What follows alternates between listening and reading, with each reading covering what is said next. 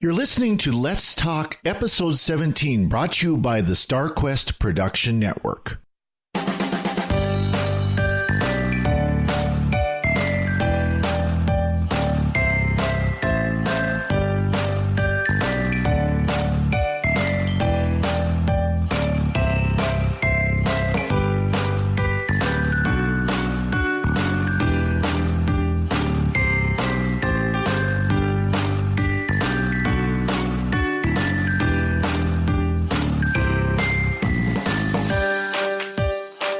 Howdy all, and welcome to this week's episode of Let's Talk, our weekly SQPN community podcast. I'm Father Cory Sticha, glad to be here again this week.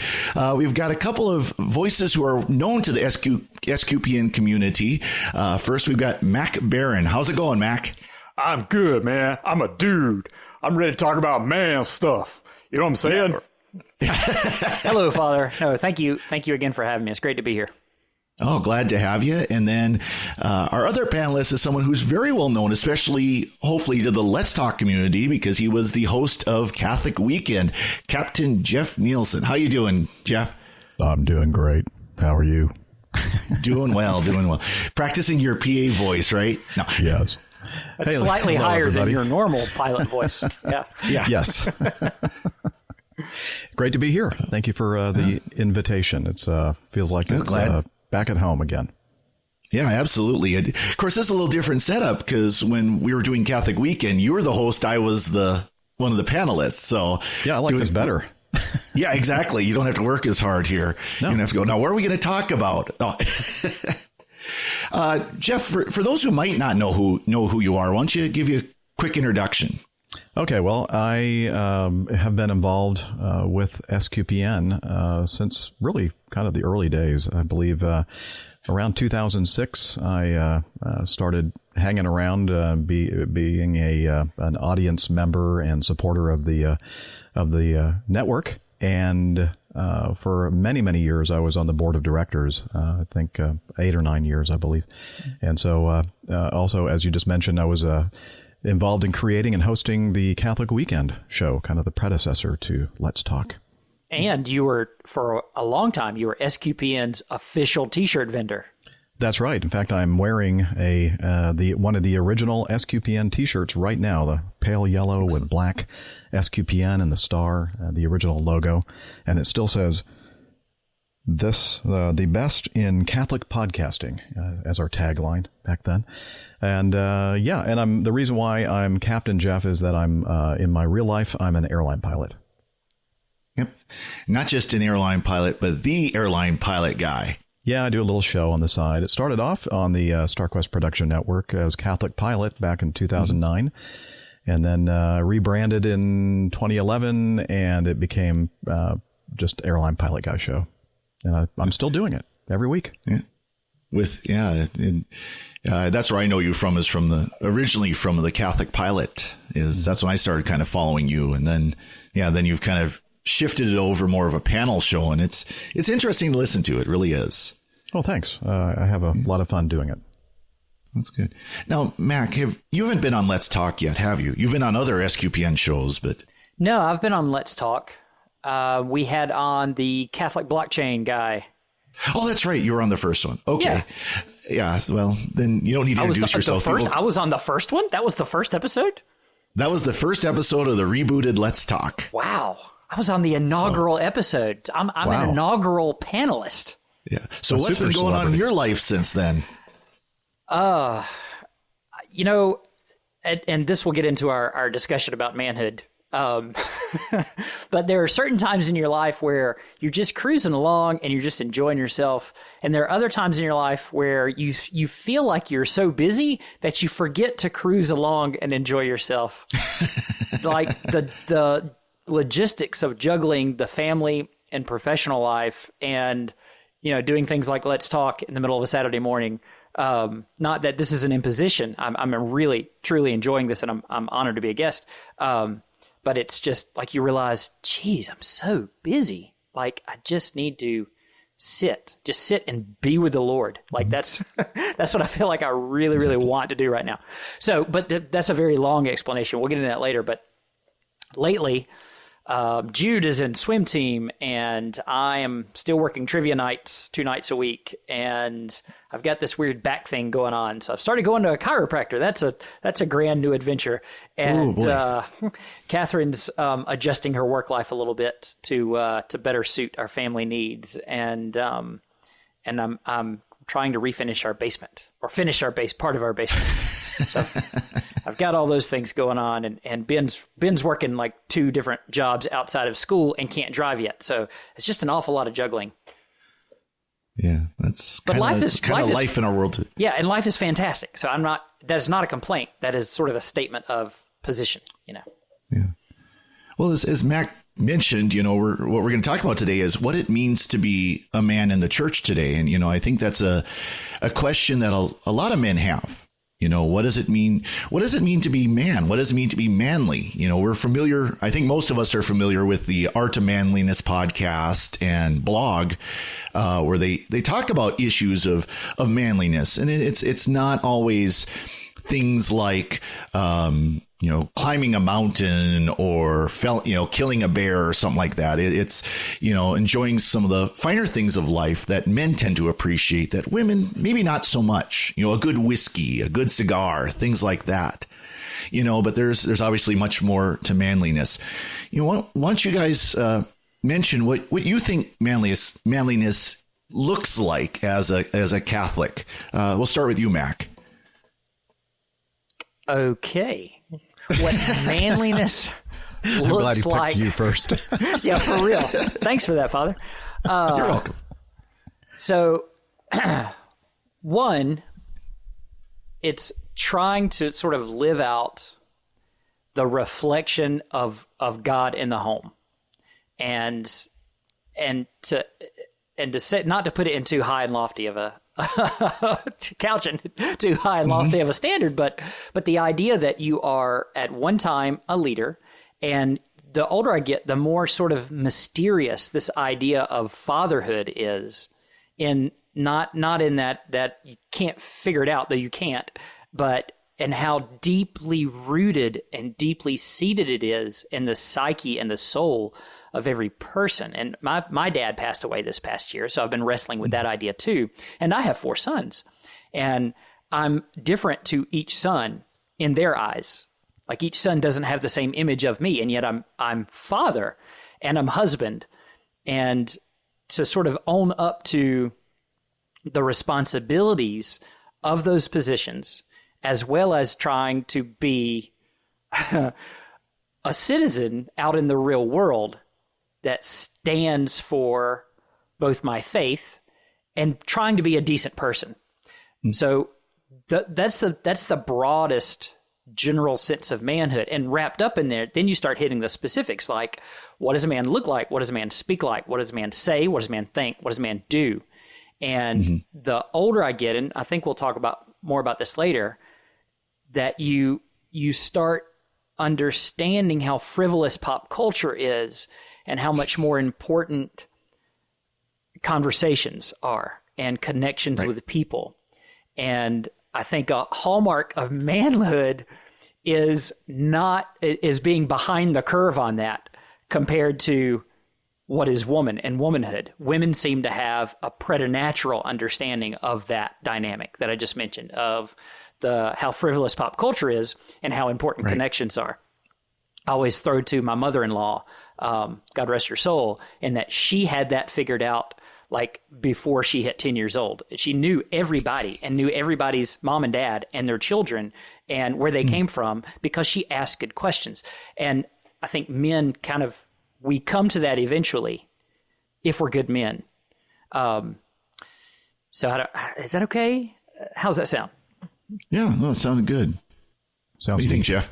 Yeah, follow that, Jeff. Yeah, I really don't know what to say after that. That's just very, very deep. I guess my answer will be a little bit more simple because I'm much more simple-minded than Mac is. Being a man is first in the church is first being the man in your family, your local church, and being a leader and a role model for your family, your wife and your children, and living, what you teach them And, as we all know, if we are saying that this is the way we are supposed to lead our lives and this is the way we are supposed to treat people, but we are not following through in our own actions and behavior, then, of course, you're failing as a man in the church. Mm-hmm. No, it's a very key point both you kind of hit on is to be a man really is to be a leader. Yes. It's not to say that there isn't a place for women in the church. Frankly, I would argue women have the majority of the position in the church right now, except in the leadership, as far as the clergy is concerned. But the vast majority of, you look at your average parish and there's a lot of women there. There aren't a lot of men there, and that would be kind of a question is how do we encourage that leadership of men? How do we encourage men to take that leadership, especially in their faith? Well, it's also there's and I don't really have the words to it, and I didn't know this topic coming into it. All that stuff I said was just me sitting here at off the top of my head. So please don't hold too much of that against me. But there's an element and an aspect of passivity that is the antithesis of manhood. Mm-hmm. And the older I get, the more I realize that I don't know if the opposite of passivity is deliberateness. It's sort of this mix of deliberateness and action. Mm. And if we could get more men to wrap their heads around that, because it's awfully easy, and especially the more comfortable a society gets, the easier it is to be passive and to allow passivity to build up this inertia that just keeps you in a place, whether it's spiritual or physical or anything in life, or your relationships with your children and your wife. And so this sort of there's an action aspect to deliberateness. Not only do you have to do something, but you have to mean to do something. Mm-hmm. And if you don't mean to do it, then you just stumble through life. And I think the image of going to church men see as an inherently passive thing. And although they are living a passive life, there's something inside them that knee jerks against that. And so there's no attractiveness to sitting in the pew. Mm-hmm. They don't see any action or deliberateness. They don't see the long tail view of my deliberate action to get my family to church on time and be in the pew and be a model of someone taking communion and having a positive relationship with my priest. That's a long tail, deliberate, active motion and to raise good men and good women. Absolutely.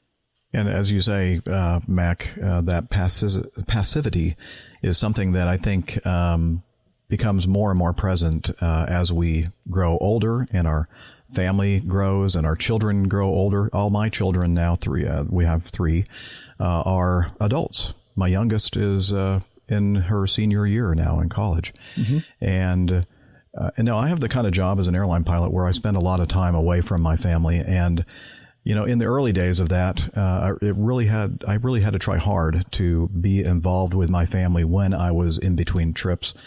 And then as I grew older, my children grew older and their activities either diminished or they were able to take care of their own transportation, do all these activities and everything else. They became, their own people, their own persons. Mm-hmm. So you naturally become less and less involved in their lives, and then combine that with the kind of job I have, a lot of traveling, a lot of time from home. That passivity is just something that just gets worse and worse, but it's easy to do. Yeah. And I find myself falling into that trap. And, I was very, very involved in the parish that I used to be at, the one that we came into the church back in 2000, and involved in the music ministry. I was an RCIA instructor. Very involved in the church community, and my family was very involved. And then we ended up moving to a new parish, and I just kind of decided that maybe this would be a good time to take a break from that involvement. And the problem with that is that after a while, you just kind of get used to just going to church, sitting in the pew, not being involved. And until very recently, I've I've decided that it's time for me to get back involved again. Especially, music ministry is what I used to be very involved with, other than the RCIA program. And so now, in fact, just last Sunday, as a matter of fact, I walked up to the one of the leaders of music at a mass that I usually go to, and said, I would like to sing. I've been involved in music all my life, and it'd been great if you walked up and said, "I'd like to sing." That's exactly what I did, and I did the jazz hands too. Yeah, no, so yeah, I got to sing last Sunday, and in fact, after the show today, I'm going to be.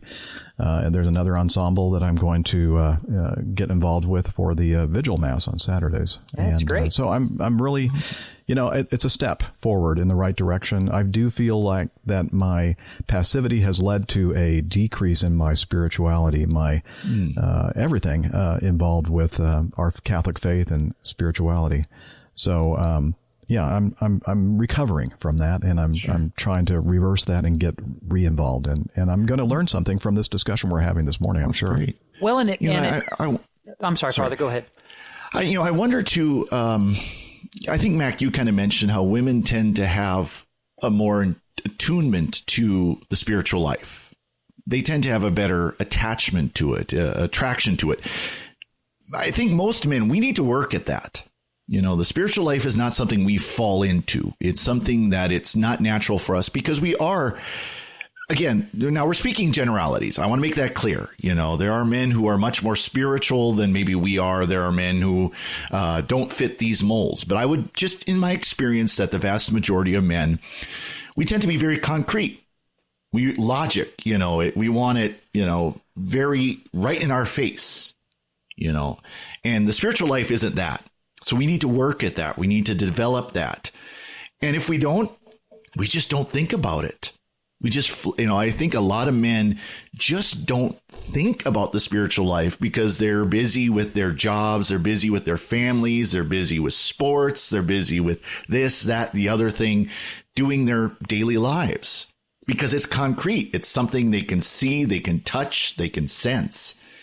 And the spiritual life doesn't fit into those boxes. It isn't something that's concrete. You talked about being passive. Yeah, you can go to mass and be completely passive. You can just kind of sit there with your arms crossed. And while I'm here, I'm standing when I'm supposed to stand. I'm sitting when I'm supposed to sit. I'm doing what I need to do. But there's something very different than when we come to mass and we enter into it, not just, doing the actions, saying the words, but actually entering into it as a prayer, being conscious to do that. And again, I think that's something men need to work on. And we haven't encouraged men to do that. We aren't even really encouraging men to come to mass at all.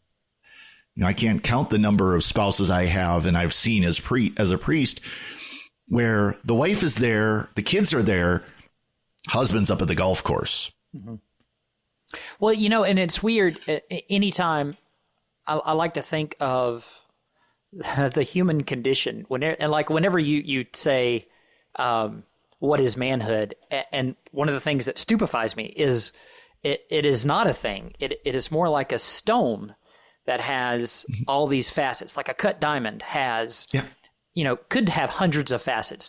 And some of those are more important than others, like the whiskey facet. I love that facet, but it's not nearly as important as, say, call to family. But among what you said is sort of wrapped up in sort of a mystery of manhood in that it's a great contradiction because guys don't want to do anything, okay? Like intellectually, all right? Mm-hmm. I don't want to do. It's easier not to do. Right. But spiritually, there's nothing more rewarding than the doing. And without the doing, you feel useless. If you feel useless, you want to do less. And so I think the way to get more men involved, especially in a situation of where the spouse is already there, is to you look the spouse in the eye and say, tell your husband we need him to do X. And that husband says, oh, crap, I got to do so-and-so.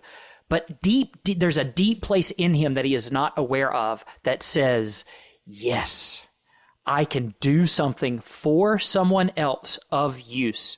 And then psychologically and spiritually, that creates a bond and a tie to that institution, your parish. And now he's involved. He might not come to Mass, but he's helping to fry fish. You know what I mean? Mm-hmm. And when he's helping to fry fish, he's going to be working alongside a parishioner that's going to talk to him. And a conversation is going to revolve around coming to their home or coming to some other function and eventually to Mass. And so guys have to do, and psychologists tell us this about boys, growing boys. They don't talk to you unless you're doing something with them, unless you're shooting hoops in the backyard or you're putting Legos together. That is when a boy opens up, when he's doing, and there's something, and that follows him into manhood. So this whole thinking about church as passivity is so, men don't like it, but you get him involved. You tell him there's a need, and at first he's not going to like it, and then he's going to love it. So how is it that we've gone from the early days of the church that we read in the New Testament and the centuries thereafter when you read the writings of the church fathers? It was all male-centric. Everything that happened in the church was, led by males. And then now we find ourselves a couple thousand years later, and it's mostly, as you mentioned, Father, the female members of our congregation that are doing all the work. And then we've kind of now looked at being spiritual, being religious, going to church, going to Mass on the weekends as something that's feminine. And I remember many years ago when I was coming into the church, I went to one of those men's group meetings, and the very first thing that we did was pray the rosary, and there were like 50 to 100 men in that room praying the rosary. And that was such a powerful thing to me, thinking this must have been what it was like back in the very early days of the church. And why isn't it not like that anymore? That's good. That's a good question. I mean, yeah, you look and it's all the apostles were men. And of course, someone would say, well, it's because they were all a bunch of male chauvinist pigs back then and the women couldn't. No, I mean, first of all, that's a complete misunderstanding of what the spiritual life in general, not just, Judeo-Christian, but the pagan religions. Most of the leaders of the pagan religions were women. The priestesses, they were priestesses. They weren't men. They were women. So, I mean, that's a misunderstanding of history to say that. I mean, but I really wonder if it goes back to what Mac said in the idea of this men's retreat. It's the men supported other men, so that, these male leaders were there supporting other men in living the faith, in practicing the faith, and at some point, for whatever reason, that's shifted where we've lost that. Because I think, if you ask people who were active in the church, say in the 40s and 50s, that was still a very common thing to see a lot of men involved and active in the church. Maybe not to the level, again, of what you would see like with the church fathers, but masculine involvement in the parish was still a real thing. I was going to propose that perhaps it has something to do with our more modern work environment where, and of course now this is completely changed because men and women, fathers and mothers, husbands and wives, now are both out there in the working world. But I was thinking that earlier, when it was mostly a male-centric thing to go out into the workplace and the woman stayed home to care for the family, that maybe men said, you know what, I work really, really hard during the week and the weekend is my time. I don't want to, I want to, just sit back and relax. But I'm not so sure now that that's actually a good argument for how we've gotten to this point because we're not, it's not a male-centric work environment, workplace anymore. It's not so much as it used to be. No, and I think it would be fools to, even though, Father, I'm not going to take issue with you saying it, they weren't chauvinists. Okay, I think you're right about that. But we'd be fools not to appreciate the patriarchal dynamic of the last 2,000 years and how that has shifted in that it was such a male-centered world relying on the underpinnings of female support. All right, so that obviously has shifted in the last 200 years dramatically. So women have sort of been on the rise. I mean, for lack of a better term, and to put it in a super broad generalization, on the rise in society and their role in society and accepted place in society as general consensus. So there's that. And then, and I'm no Bible scholar, you could tell me more about this, but if you have any amount of sort of patriarchal bias and you're writing about the situation, then you are leaving out what I can only imagine was a vast amount of support that the apostles were given by the women surrounding them.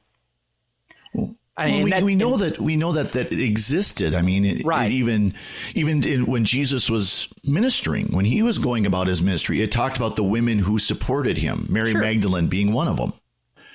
So we know that was there, and we know that is written throughout, and St. Paul wrote about the women that he knew through his ministry, the women that supported him in his ministry. So we know that's there. Right. Yeah. Yeah. And coupled with all that is people that don't know the Bible look back at the scriptures, and they're not actually looking at the scriptures. They're looking at what they think they know about the scriptures. So they see Paul, who writes about women in the church helping, but they don't see those few lines of scripture. They see the vast amount of Paul's work, which does not mention women, except to say, wives, be submissive to your husbands. So that's a hot button issue that allows them to say, look what a chauvinist world this was. Right. There's a lot going on. Again, it's a dynamic. Yeah, well, and it's a challenge, obviously, looking back. We need to make sure that we're not putting our 21st century blinders on, that we are viewing the world then as we think it was now, and judging them according to our standards now. Speaking of now, all right, we've talked about manhood in general, and then we've looked at sort of the call to action that's inherent in manhood, and we've talked briefly about the church history, right? Mm-hmm. I'd like to steer the conversation to today because go ahead. And actually, that would be a good conversation to steer to, but we need to take a quick commercial break. So this is a good time to do it. Perfect timing. Once again, I want to thank everyone for listening to Let's Talk. We hope you enjoy this podcast, and please do share it with your friends, with your family. Give us, a thumbs up on Facebook. Give us a 5-star rating if you think we're worth it, and a review in iTunes and so on. Help us promote our podcast. Obviously, we want to get our podcast out to as many people as we can. While you're doing that, also please do take our listener survey. We want to hear what you're interested in. We're trying to do things to find more interest, to bring more people in. And obviously to do that, we need to know what you're interested in. So if you go to sqpn.com/survey, you can take a listener survey. Only takes a few minutes and asks about your interest and your demographics and so on. And then at the end, you can put in your name and email address and so on and be entered into a raffle for one of two $50 Amazon gift cards. So please do go take that survey. We'll be doing it through the end of the month or so. So you got a little bit of time still. But again, this is just to help us understand what is your interest, how we do our podcast, what works best for you, and so on. So please do take a look at that, and we appreciate your doing the survey. Okay, so commercial break over. So what you want to mention about, now, Mac? All right. So if you thought earlier what I was saying was a mishmash of stuff, just hold on, everybody. It gets even better. I've got sort of a constellation of things that fit perfectly into what we're talking about. And I want to frame it in what I was like last night. And that was, I was in a terrible mood. I was super tired. I'd made just about everybody in my family mad at me at some point. And we ate late, and we have to take our Golden for a walk afterward. And I'm realizing that I'm just clamming up and I'm being a jerk. So I decided to just spew. I just let it all out at my wife. All right. And just said, this is what's happening. This is what's going on, blah, blah, blah, blah, blah. Because part of manhood is realizing that women want to talk to you, that you don't want to talk. I did not want to talk at all. But instead, I let it all out, and I felt a lot better because the letting out helped me process it.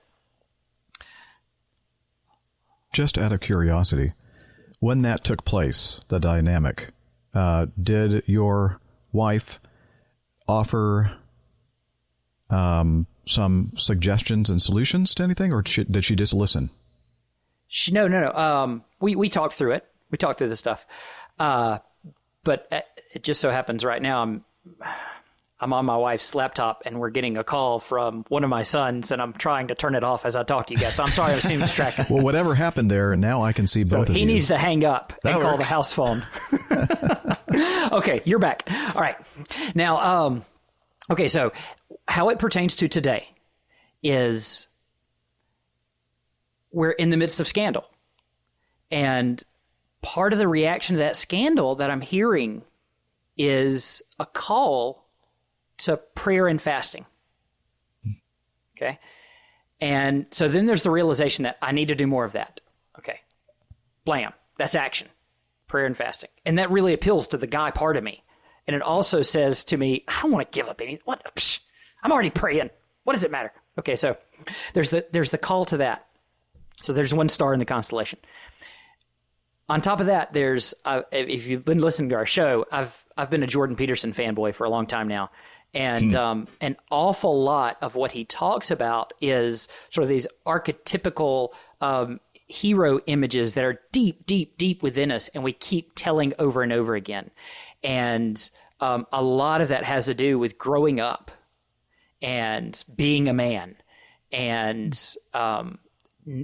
living a life of meaning and action, and not necessarily happiness. Okay, so a deeper drive in us is meaning, all right, and not necessarily to be happy right now. So there's another constellation.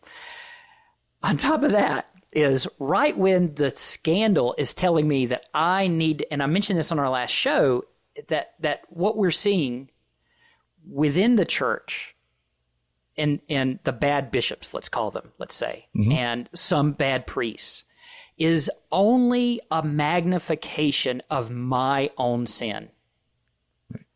I've never abused a child, all right, but I've sinned, and I'm in the church. And like Jordan Peterson talks about Dostoevsky sort of realizing that he is at least partially responsible for the horrors that are going on around him, that I need to take responsibility for that in my own life. And there's a call to holiness that I have been ignoring for a long time, that I'm thinking of myself as a good dude, but I don't need to be a good dude. I need to be a holy dude. And I need to be a saint, and I need to be trying to raise my boys as saints and helping my wife become a saint. And so there's all those things sort of happening at the same time. And there was one other thing there. Oh yeah. All right, so I go to this event that I helped coordinate, that I had to help video several speakers at the local middle school. It was a north cluster of schools that had an internet safety parent night. And one of the speakers there was this guy named Matt Fradd that I had never heard of before, that my son saw speak at a last Steubenville conference. And he's this Australian guy, super charismatic, very funny, but he talks about the dangers of pornography and the effect on the brain, of especially the developing brain. Fantastic speaker. And it's kind of one of those things that, like, when you buy a certain color car, or a certain type of car, the next day you notice 20 of those on the road, right? Never heard of Matt Fradd before. And then all of a sudden, he's everywhere. The next day I meet him, it's like he's involved in this, and he's involved in this, and he's got this podcast, and he's got this podcast. And how is it I didn't see him ever before? Yeah, exactly. Yeah, exactly. Right. And so, and the issue of pornography in particular touches everybody's lives. And again, it's part of that sort of call to holiness. It was like, oh, and then there's that, And on top of that, then you see somebody else who is super smart, involved in lots of things, and is doing fantastic work. And you think, oh, dude, I'm not doing anything. So it's all that jumble of stuff, and it's all connected to my own identity as a man. And so that's what I'm dealing with. So thank you for this therapy session, everybody. I appreciate that. I think we've made some really good progress here today. I'm not sure we're going to be able to help you at all, but Yeah. Okay, you go. Well, one thing I want to key on, you kind of mentioned, the needing to do prayer and fasting for sins. And there is a sense in the faith of doing reparation for others' sins, Right. not just our own. And something I think we can call men to do. In fact, there's I think it's this coming Thursday. Yeah, the 13th.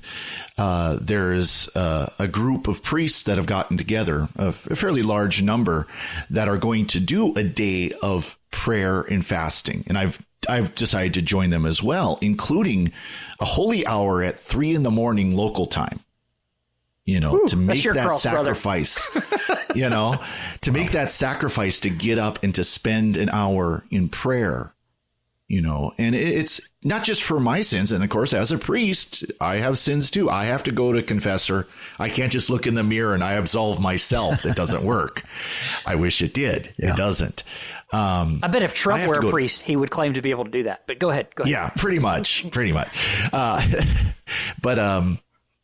it's not just for my sins. It's for the sins of the priests, the bishops who have come before, who have committed the sins. Just like you said, I haven't abused someone, and I never would, but that doesn't mean that I don't have sins that I have to make reparation for, in sins that, people, maybe I have hurt people in my words or in actions that I've done that were ill-advised, nothing illegal, nothing immoral, just not a good decision, things like that. So, and that's something I think men can do very well, is because, again, it's a concrete thing. Okay, I am going to do these actions and dedicate it towards this purpose.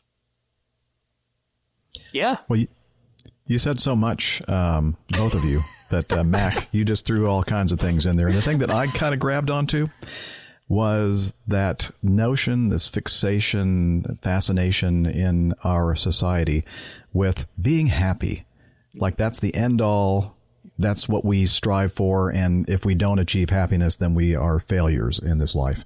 And I think that is so fundamentally wrong. I mean, you read all of the stories in the Old Testament and the New Testament, and you say, where does it say in here, save for some of the prosperity preachers out there, where does it say in here that if we're doing it right and we're faithful people, faithful men, that we're going to be happy?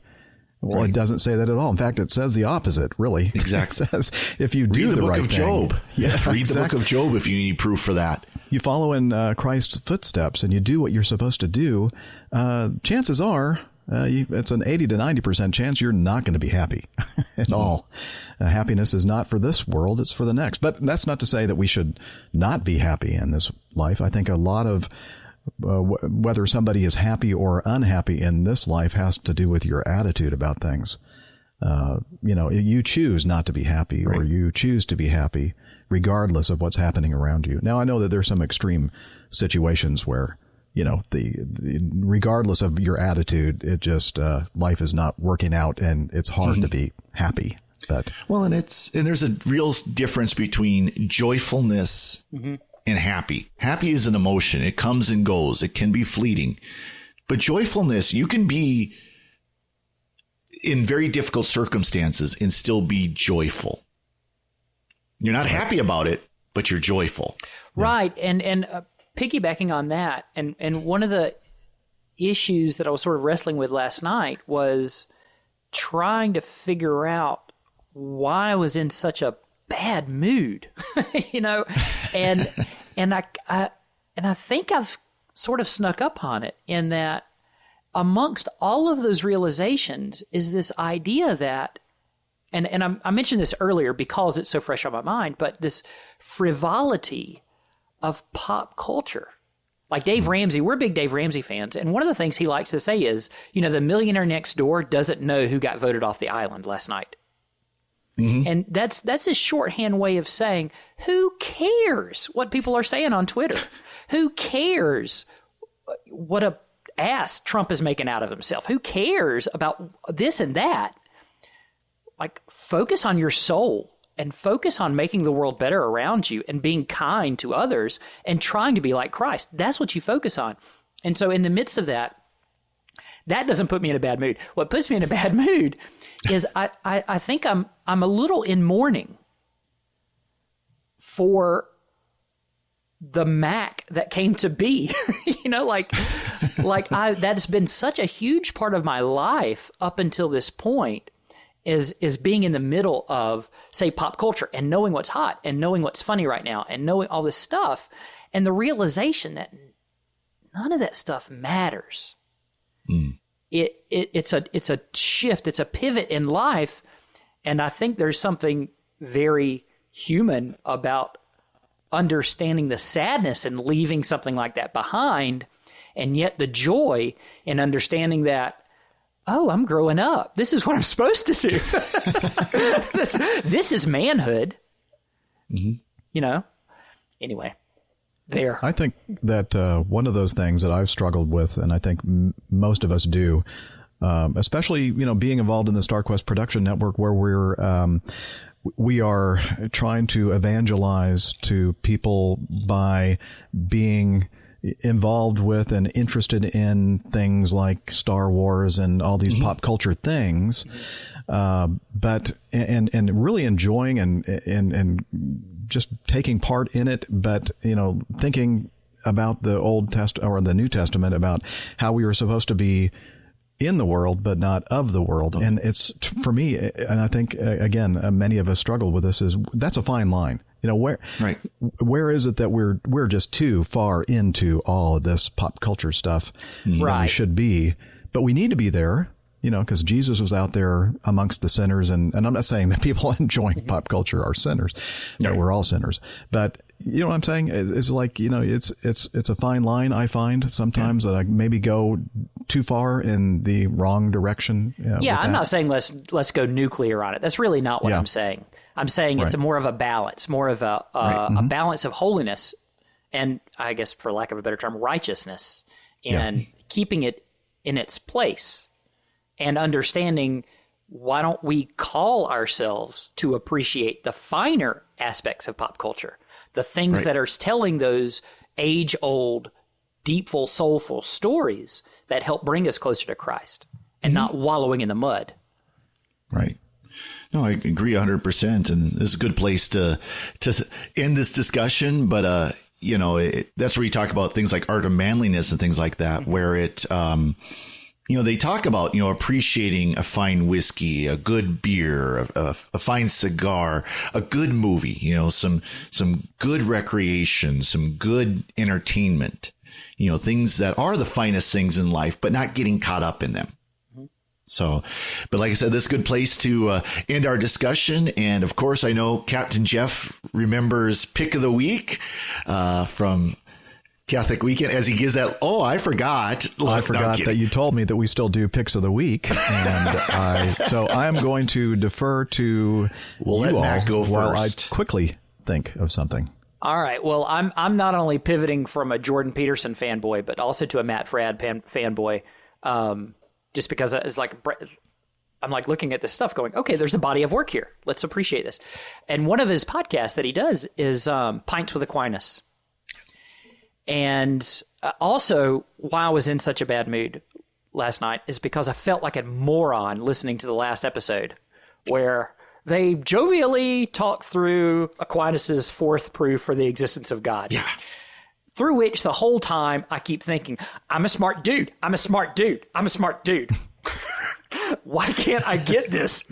And so I just felt like an idiot. So although I felt like an idiot listening to this, it's not because they did anything wrong. It's because they're putting forth real substantial food for thought and food for the soul. And that podcast, again, is called Pints with Aquinas. And I've only listened to one episode, but man, it was really something. They had on an Aquinas expert, and he was fantastic. Yep. So I want to recommend that. I highly recommend it as well. I listened to that's on my rotation, and it's an excellent one. They don't just talk about the proofs for God. That's one of the themes he's doing, but he talks about a lot of other things. So it's very much worth checking out. I'll go next, and we'll let Jeff do the last one, so he's got a little time to be ready. My recommendation is a podcast as well, and it actually fits the theme of the show we're doing today. It's the Catholic Man Show. It's out of Tulsa, Oklahoma. It's a couple of gentlemen, Anna Minahan and David Niles. They run the Catholic radio station down there, and they started this show as kind of a way to have a Catholic radio show for men. Well, they put it out as a podcast as well. It's a lot of fun. It's it's a little over top, and it's kind of Art of Manliness style, where it gets just a little over the top, but that kind of makes it fun. They do every episode they review a manly drink. So they'll have like an alcoholic beverage of some sort that they discuss the virtue of moderation. They're very clear about that you enjoy this. It's a fine thing in life. God has given it to us, but you enjoy it in moderation. They talk about manly gear, which is something that every man should own. And this isn't just like clothes or a computer or a car. Like the last episode, they talked about the dining room table, the table where the family gathers as a meal, and the importance of the family gathering for a meal, so they talk about that. And then a manly topic, whatever it might be, like it was vocations. They talked with the vocation director of their diocese, the priest who is the vocation director down there, talking about vocations. So it's very different topics. So some of the stuff we talked about here today, other topics, there can be fun topics, serious topics, so it's really kind of fun. So it's worth checking out. Again, the Catholic Man Show is what it's called. I am subscribed. Okay. Awesome. Yes. Thank you. Yes, it's worth it. Yep. Wow. I'm going to have to check out all these things. I'm not subscribed to either of those things. But just to keep it in the same genre, I guess, in the world of podcasts and such. Actually, for me, and we've mentioned his name a few times, I too am a big fan of Jordan Peterson. And I do follow his YouTube channel, and I actually am giving him money via Patreon every month because I'm supporting him in that way. And Jordan told me he emailed me the other day. He would prefer that you take your Patreon funds because he has so much funds, and give that to Catholic in a Small Town. Really? Yeah. I think he's a good dude. I think I got that message as well. I just haven't read it yet. I just saw I got something from Jordan. So I'm sure that's what it's all about. So, are you sure it wasn't SQPN? I'm sure. No, I already support Catholic in a Small Town. I should remind you. Anyway, so what you're saying is I need to give you more now. Okay. Yes. Duh. Well, anyway, Jordan Peterson, if you don't know who the heck this guy is a clinical psychologist and professor of psychology at the University of Toronto. And anyway, it's really been an encouragement to me listening to him and his take on what we should be doing as men and women and just people in this society of ours. And I'm not sure what his religious affiliation is. I'm pretty sure it's not Catholic, but I think he's agnostic at best. I don't think he really has a faith background as far as I know. Okay. Although I know that he does talk a lot about God and religion and its importance in this world. But anyway, just thought I'd throw that out there. Not quite a Catholic-centric pick of the week for me, but I think a good one nonetheless. But it's good for the soul. Yeah, very much so. Yeah, there's a lot that he says that is very Catholic friendly, and I think he is generally very friendly towards the Catholic Church, at least the traditions and the morals that we espouse, not how we live it, sadly, but right. That's on our fault. That's he seems to have a really good handle on the institutional value of it. Yeah. Mm-hmm. And the value of the traditions that it bestows upon the members and throughout generations. He seems to hold that in great value. Exactly. Well, excellent. Thank you both for coming on. Mac, where can people find you? They can find me on, my wife and I do Catholic in a Small Town. It's a podcast we've done for the last 10 years. We'll sit down sometime in the next couple of days and record episode 464. And awfully proud of that. Occasionally, we sit down and record an episode of Spoiled, where we talk about a movie, like water cooler conversation. And they can go over to Amazon right now and pre-order my book, Clueless in Galilee, A Fresh Take on the Gospel. And that's going to be published in real form on November 1st. And so I'm very excited about that. Very pleased that's going to be published through Our Sunday Visitor. Oh, excellent. I was going to ask who your publisher was. That's awesome. Thanks. And how about you, Jeff? I do not have a book. You can find me in Roswell, Georgia, and Take all over Uber. the domestic United States, flying around. I do a little thing called the Airline Pilot Guy Show. It's an aviation podcast, a weekly podcast, and you can contact me by sending me email to jeff@airlinepilotguy.com. Excellent. You could probably take one of your episodes and transcribe it as a book. Probably so, yeah. Maybe I'll write a book when I'm older. Yeah. Jeff, I personally enjoy Jeff's podcast because I'm kind of an aviation geek, but they're not short episodes, so Nope. You take them in chunks. Yeah. But once again, I'm Father Cory Sticha. You can find me at my website where I post my homilies, FRCory, that's FRCory.org. My Facebook page is Father Cory Sticha, with Father spelled out, and Sticha, Sticha. And of course, if you want to give us feedback on this topic of manliness or any of our topics we've had on Let's Talk, you can send us an email at letstalk@sqpn.com. And of course, no apostrophe in Let's Talk, please. Thank you once again for joining us, and we hope you'll join us again next week. God bless. Thanks, Father. God bless. God bless.